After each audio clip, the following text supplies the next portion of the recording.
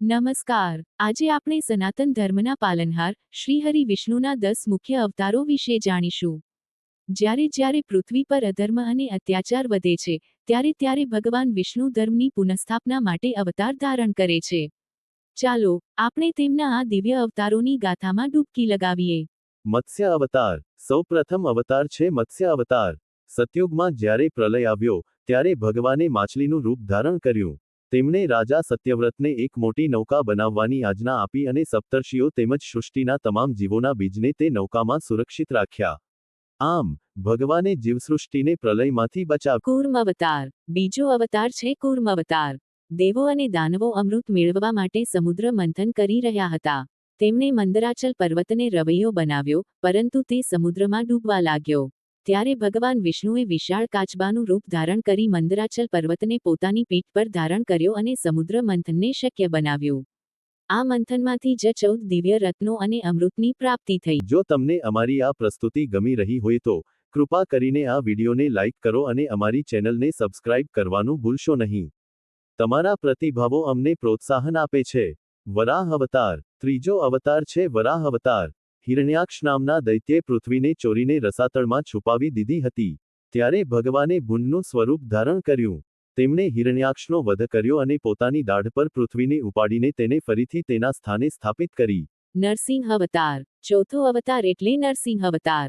દૈત્યરાજ હિરણ્યકશિપુને વરદાન હતું કે તેને કોઈ મનુષ્ય કે પશુ, દિવસે કે રાત્રે, ઘરમાં કે બહાર, શસ્ત્રથી કે અસ્ત્રથી મારી શકશે નહીં. તેના અત્યાચારથી સૌ ત્રાસી ગયા હતા.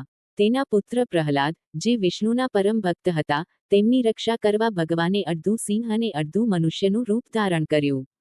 તેમણે સંધ્યા સમયે, ઘરના ઉંબરા પર, પોતાના નખોથી હિરણ્યકશિપુનો વધ કર્યો અને ભક્ત પ્રહલાદની રક્ષા કરી. વામન અવતાર. પાંચમો અવતાર છે વામન અવતાર. રાજા બલિ, જે દાનવીર હોવા છતાં ત્રણેય લોક પર અધિકાર જમાવી બેઠા હતા. ત્યારે ભગવાને એક નાના બટુક બ્રાહ્મણનું રૂપ લીધું અને રાજા બલિ પાસે 3 ડગલા જમીન માંગી. બલિએ સંમતિ આપતાં જ વામન ભગવાને વિરાટ રૂપ ધારણ કર્યું. તેમણે એક ડગલામાં પૃથ્વી, બીજામાં સ્વર્ગ માપી લીધું અને ત્રીજું ડગલું બલિના માથા પર મૂકીને તેને પાતાળ લોકમાં મોકલી દીધો. તમે વિષ્ણુ ભગવાનના કયા અવતારને સૌથી વધુ માનો છો? અમને નીચે કોમેન્ટ સેક્શનમાં જરૂર જણાવશો. તમારી કોમેન્ટ્સ અમારા માટે મહત્વની છે. પરશુરામ અવતાર. છઠ્ઠો અવતાર છે ભગવાન પરશુરામનો. તેઓ એક બ્રાહ્મણ ઋષિ જમદગ્નિના પુત્ર હતા. જ્યારે ક્ષત્રિય રાજાઓ અત્યાચારી અને અધર્મી બન્યા, ત્યારે પરશુરામે હાથમાં ફરસી ધારણ કરી અને પૃથ્વીને 21 વખત નક્ષત્રિય કરી ધર્મની સ્થાપના કરી. રામ અવતાર. સાતમો અવતાર મર્યાદા પુરુષોત્તમ ભગવાન શ્રી રામનો છે. તેમણે રઘુકુળમાં રાજા દશરથના પુત્ર તરીકે જન્મ લીધો. પિતાના વચનનું પાલન કરવા 14 વર્ષનો વનવાસ ભોગવ્યો. લંકાના રાજા રાવણે જ્યારે માતા સીતાનું અપહરણ કર્યું, ત્યારે તેમણે વાનરસેનાની મદદથી રાવણનો વધ કર્યો અને ધર્મ અને સત્યનો વિજય કરાવ્યો. કૃષ્ણ અવતાર. આઠમો અવતાર ભગવાન શ્રી કૃષ્ણનો છે. દેવકી અને વાસુદેવના પુત્ર તરીકે મથુરાની જેલમાં તેમનો જન્મ થયો. તેમણે મામા કંસ જેવા અનેક રાક્ષસોનો સંહાર કર્યો. મહાભારતના યુદ્ધમાં તેમણે અર્જુનના સારથી બનીને ગીતાનું જ્ઞાન આપ્યું અને પાંડવોને ધર્મયુદ્ધમાં વિજય અપાવ્યો. શું તમે ભગવાન કૃષ્ણના ઉપદેશોથી પ્રેરિત છો? તમારા વિચારો અમારી સાથે શેર કરો.